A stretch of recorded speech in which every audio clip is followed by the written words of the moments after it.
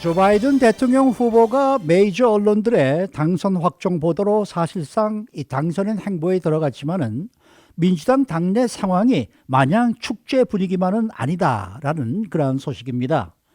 비록 대통령 선거에서는 승리가 굳어지고 있어 백악관 탈환이 유력해 보이지만은 연방 상하원 선거에서는 예상 외로 부진한 결과를 얻어 당 내외에서 불만이 커지고 있습니다. 민주당이 설사 최종적으로 백악관을 차지해 민주당 행정부가 출범을 한다 하더라도 당내 보수와 진보의 불협화음이 벌써부터 노골적으로 터져나오고 있기 때문에 앞으로 4년이 결코 순탄치 않을 가능성이 높다라는 예측이 제기되고 있습니다. 오늘은 이러한 소식을 전해드립니다. 정석 국장. 안녕하십니까. 민주당은 대선에서 승리를 거둔 것으로 주장하면서 환호하고 있지만은 내부적으로는 분위기가 심상치 않다는 그런 소식이에요. 그렇죠. 사실은 선거가 뭐 대통령 선거만 열린 게 아니라 여러 가지 선거가 다 열리지 않았습니까? 근데 그런 선거를 종합해 보면 민주당이 과연 승리했다고 볼 수 있는가? 이제 이런 부분에 민주당 당내에서 좀 많은 얘기들이 좀 나오고 있어요. 일단은 기대에 미치지 못하는 결과라는 데는 이견이 없습니다. 그렇죠. 근데 그 결과를 어떻게 바라보느냐, 분석하는 데 좀 차이가 있는데요. 그러니까 민주당이 대통령 선거는 그래도 뭐 어찌어찌 거의 이긴 것 같은 느낌이 있는데 연방하원에서는 다수당 지위는 유지했지만 선거 전에 그 숫자보다 오히려 줄어드는 지금 그런 상황이어서 사실상 연방하원 선거는 패배한 선거 이제 그런 느낌이고요. 연방상원 같은 경우도 선거 전에 여론조사에서는 뭐 10명 이상 지금보다 더 당선시킬 수 있다는 예측까지 나왔는데 막상 뚜껑을 여니까 그렇지가 않아요. 예. 지금 뭐 공화당이 50석, 민주당이 48석, 그리고 이제 조지아주가 결선 투표. 조지아는 과반수 득표 못하면 결선 투표해야 되기 때문에 내년 1월 5일 이제 결선 투표 두 석을 놓고 결선 투표하는데 여기서 민주당은 최소한 한 석은 한 석은 이제 가져와야 50대 50 동수가 되면서 이 카말라 하리스 부통령이 된다고 볼 때 카말라 하리스 이제 상원 의장이 되는 거 아니겠습니까? 그러면 동수여도 상원 의장이 최종 결정을 내리니까 사실상의 다수당이 되겠지만 만약에 이 내년 1월 5일 열리는 그 결선 투표에서 공화당이 두 석을 다 가져간다면 51대 49가 돼가지고 공화당이 상원 다수당 지위를 유지하는 겁니다. 그렇죠. 그렇기 때문에 지금 봐서는 결국 상원도 민주당 입장에서는 실패다. 설사 뭐 두 개 중에 하나 지금 현재 객관적인 상황상 조지아 결선 투표 두 개 다 민주당이 가져가긴 좀 어려워 보이고요. 베스트가 1승 1패 같은데 그렇게 되면 50대 50에서 카말라 하리스 부통령 존재 때문에 다수당 지위를 가져간다고 볼 수는 있지만 그 정도면 상당히 불안한 다수당 지위란 말이에요. 그래서 민주당 입장에서는 굉장히 좀 불만스러운 그런 결과라고 할 수 있겠고 조 바이든 후보가 지금 뭐 7,500만 명 이상의 지지를 얻었지만 어제 말씀드린 대로 트럼프 대통령도 7,100만 명 이상의 또 지지표를 얻어냈기 때문에 민주당 입장에서는 여러 가지 측면에서 좀 당혹스러운 지금 상황이 아닌가 그렇게 보여집니다. 근데 이렇게 민주당이 이번 선거에서 고전한 이유가 뭘까요? 그거를 지금 민주당 당내에서 보수적인 세력과 진보적인 세력이 전혀 다르게 지금 바라보고 있어요. 그러니까 이번 선거가 실패라는 데는 양 세력 모두 인정하지만 왜 실패인가 그걸 분석하는 거 전혀 다른데 일단 그 중도 보수 내지 온건 보수 그러니까 민주당 내의 보수적인 그 성향의 세력들은 민주당 지도부가 지나치게 진보에 끌려다녔다. 네, 그래서 이번 선거를 망친 주된 원인이 지나친 그 진보 세력들이 너무 앞으로 속된 말로 좀 나댔다. 이런 얘기예요. 그 지난 2018년 중간 선거 때 2년 전에 그 많은 진보 인사들이 당선되지 않았습니까? 그래서 그 사람들이 이제 연방하원에서 활약을 하고 그 사람들의 목소리가 굉장히 커져 나왔는데 그걸 민주당 지도부가 적절하게 제어하지 못했다는 거고요. 여기에 더해서 특히 올해 들어서 흑인 운동, 이 블랙 라이브스 매터, 물론 뭐 플로이드의 그 죽음이라든가 이런 그 것이 계기가 되긴 했지만 너무 좀 이런 급진적인 진보의 물결에 뒤덮인 것이 이번 선거에서 민주당이 고전한 가장 결정적인 이유였다 이렇게 좀 주장을 하고 있습니다. 보수적인 세력에서. 그래서 이번 선거에서 민주당 하면 떠오르는 단어 SNS라든가 인터넷에서 민주당과 연관 검색어가 되는 단어가 대표적으로 소셜리즘, far left, radical progressive 등이다 이런 얘기죠. 그러니까 이런 식의 단어가 민주당과 연관이 돼서는 선거에서 이기기 힘들다는 게 보수적인 사람들의 생각입니다. 그러니까 소셜리즘은 사회주의 아닙니까? 그렇죠. far left는 좌편향됐다는 거고요. 그리고 radical progressive는 급진적 진보. 그러니까 이런 단어들이 민주당을 상징하는 단어가 되면서 선거에서 승리하기 어려운 구도로 가게 됐다. 그래서 이 보수적인 사람들은 이 민주당 지도부를 그러니까 진보 세력에 끌려다닌 민주당 지도부를 강하게 질타했고요. 반면에 진보 인사들은 민주당이 안일하게 선거운동했다고 아주 강력히 비판하고 있습니다. 그러니까 대통령 후보로 애시당초 조 바이든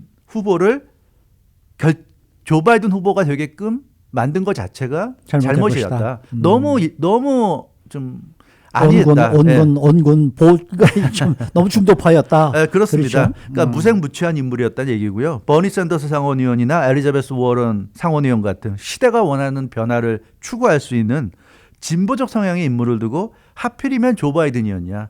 결국 힐러리 클린턴 4년 전에 힐러리 클린턴 전 후보나 이번에 조 바이든 후보나 결국 같은 인물, 그렇죠, 같은 인물이란 거죠. 사람만 달라졌지 그 성향이나 백그라운드는 너무나 똑같은데 따라서 민주당의 선택이 너무 안일했고 민주당 보수 세력, 민주당 그 진보 세력이 볼 때는 또 민주당의 주류, 에스타블리시먼트 세력들은 어디까지나 보수고 민주당의 그 기득권 보수 세력이 역시 변하지 않고 있고 그게 이번 선거에서 결국 이런 결과로 이어졌다. 이렇게 좀 또 비판을 하고 이 양측의 대립이 지금 그렇게 단순할 것 같지가 않아요. 네. 이거 앞으로 민주당도 어떻게 보면은 또 약간의 분열이 좀 생기지 않을까 이런 생각까지 들고 있단 그럴 말이에요. 가능성이 보여요. 지금 네. 뭐 조 바이든 그 후보가 당선이 이제 확정됐다는 보도가 나오면서 축제 분위기인 것도 사실이지만 그 이면에는 사실은 굉장히 이제 복잡한 국면이 있습니다. 특히 그 민주당 내부에서는 그나마 자기들이 이제 의원이고 하니까 직접적인 발언을 최대한 자제하지만 외곽에 있는 민주당 지지 인사들은 노골적으로 지금 불만을 나타내고 있어요. 대표적으로 MSNBC의 간판 프로그램이죠. 모닝조 진행자 조 스카보로. 이 사람이 그 강력한 민주당 지지자면서 온건 보수 내지 중도 보수 목소리를 대변하는데 지난 주말에 방송을 통해서 강력하게 성토했습니다. 비록 조 바이든 후보가 대통령에 당선돼서 차기 대통령이 될지는 모르겠지만 그렇다고 해도 민주당은 이번 선거에서 실패했다고 아주 통렬히 비판했어요. 네. 이 조 스카보로는 대표적인 민주당 지지 인사인데도 이런 얘기했는데 지금 모든 민주당 지지층 관심이 조 바이든 후보 당선 여부에 쏠려 있지만 그 결과가 확정되면 사람들 관심이 이제 민주당으로 모아질 것이고 매우 부정적으로 바라볼 것이다. 이렇게 지적했습니다. 그 조 스카보로는 심지어 그런 얘기를 했어요. 이번 선거에서 조 바이든 후보가 최종 승자로 확정되더라도 한 번의 승리로 끝날 가능성이 높다. 이렇게 평가절하했는데 다음 대선에서는 공화당 후보에게 밀릴 가능성이 높다는 얘기예요. 그런 얘기까지 했습니다. 그러니까 이번 선거에서 이 조 스카보로가 볼 때는 민주당이 사람들로부터 외면받았다. 이렇게 지금 그 판단하고 있습니다. 그러니까 사람들이 민주당이라는 브랜드의 매력을 느끼지 못했고 그것이 결과로 나타났다. 이렇게 분석했고요.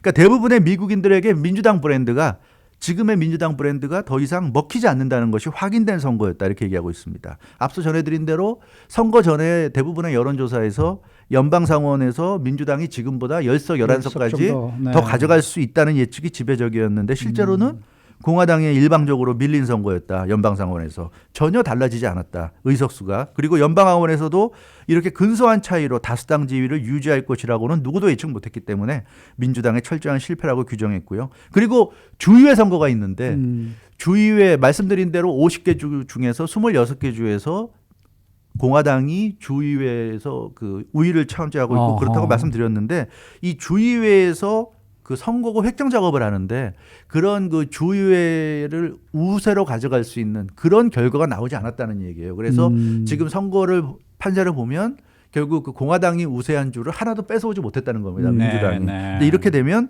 다음 선거도 이 공화당에게 유리한 그런 판도, 구도가 형성될 수 있고 결국은 민주당이 지금 이번 선거 실패한 게 아니냐 이렇게 그 대표적인 민주당 인사 조 스카보로가 아주 강하게 질타를 좀 하고 있습니다. 민주당 브랜드가 외면당했다라고 보는 그러한 근거는 그러니까 너무나 좀 지나친 진보 성향을 나타냈다 지금 그 얘기죠. 이 사람 조 스카보로는 그런 관점에서 보고 있어요. 그래서 그 너무 진보가 목소리를 세게 내기 때문에 그렇게 해서는 선거에서 이길 수가 없다. 그게 설사 맞는 소리라고 하더라도 선거에서 표를 많이 얻기 위해서는 그렇게 해서는 안 된다는 게 이 사람 주장이고요.